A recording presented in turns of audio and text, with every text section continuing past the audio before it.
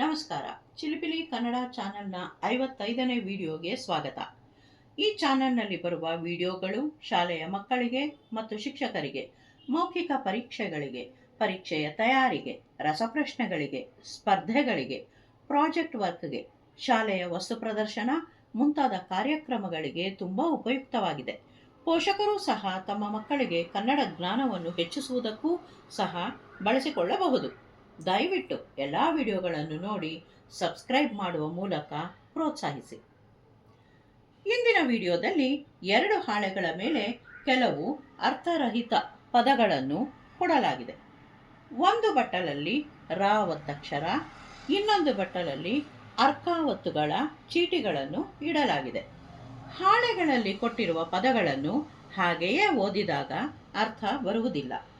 ಈ ಪದಗಳಿಗೆ ರ ಒತ್ತು ಅಥವಾ ಅರ್ಕಾವತ್ತು ಸೇರಿಸಿದಾಗ ಮಾತ್ರ ಆ ಪದಗಳಿಗೆ ಅರ್ಥ ಬರುತ್ತದೆ.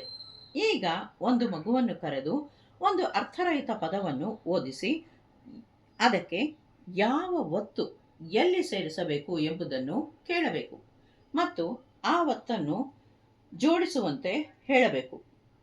ಆಗ ಆ ಪದಕ್ಕೆ ಅರ್ಥ ಬರುತ್ತದೆ ಎಂಬುದನ್ನು ತೋರಿಸಬಹುದು. ಉದಾಹರಣೆಗೆ, ಇಲ್ಲಿ ಉ ಗ ಎಂಬ ಪದವಿದೆ, ಅದಕ್ಕೆ ಅರ್ಥ ಬರುವುದಿಲ್ಲ. ಇಲ್ಲಿ ನಾವು ರ ಒತ್ತಕ್ಷರವನ್ನು ಸೇರಿಸಿದಾಗ ಉಗ್ರ ಎಂಬ ಅರ್ಥವನ್ನು ಕೊಡುತ್ತದೆ. ಅದೇ ರೀತಿ ಇಲ್ಲಿ ಭಮರ ಎಂಬ ಪದವಿದೆ, ಇದಕ್ಕೂ ಯಾವ ಅರ್ಥವಿಲ್ಲ. ಇದಕ್ಕೆ ರ ಒತ್ತಕ್ಷರವನ್ನು ಕೊಟ್ಟಾಗ ಭ್ರಮರ ಎಂಬ ಪದ ಗೊತ್ತಾಗುತ್ತದೆ. ಅದೇ ರೀತಿ ಆಭಟ ಎಂಬ ಪದವಿದೆ, ಇದಕ್ಕೂ ಯಾವುದೇ ಅರ್ಥವಿಲ್ಲ. ಇಲ್ಲಿ ಅರ್ಕಾವತ್ತನ್ನು ಸೇರಿಸಿದಾಗ ಆರ್ಭಟ ಎಂಬ ಪದ ಸಿಗುತ್ತದೆ. ಹೀಗೆ ವಿಭಿನ್ನ ಚಟುವಟಿಕೆಗಳ ಮೂಲಕ ಅರ್ಕಾವತ್ತು ಮತ್ತು ರ ಒತ್ತುಗಳನ್ನು ಹೇಳಿಕೊಟ್ಟಾಗ ಮಕ್ಕಳು ಆಸಕ್ತಿಯಿಂದ ಕಲಿಯುತ್ತಾರೆ. ವಂದನೆಗಳು.